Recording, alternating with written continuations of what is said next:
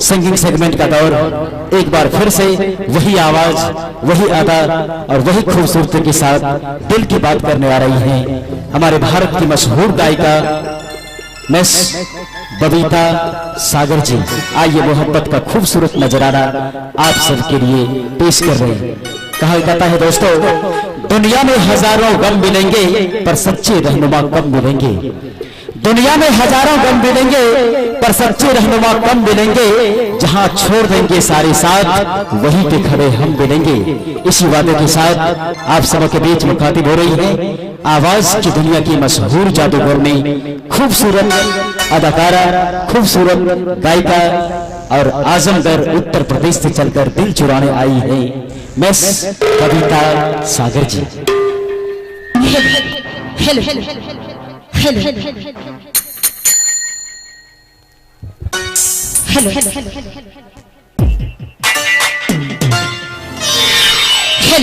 hello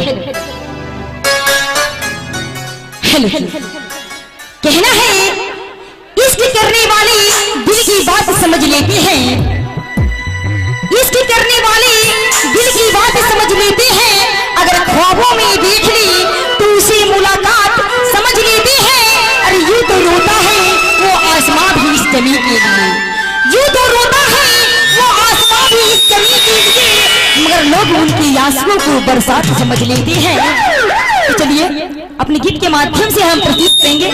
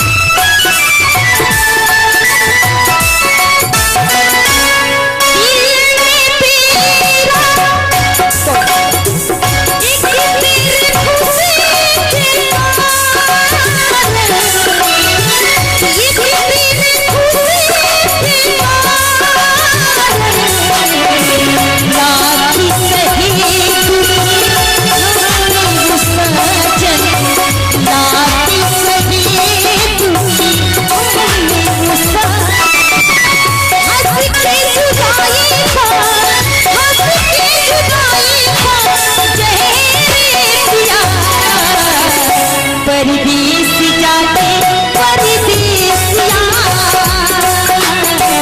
भूले न जाना पिया हो परदेस जाके परदेसिया भूले न जाना पिया हो परदेस जाके परदेसिया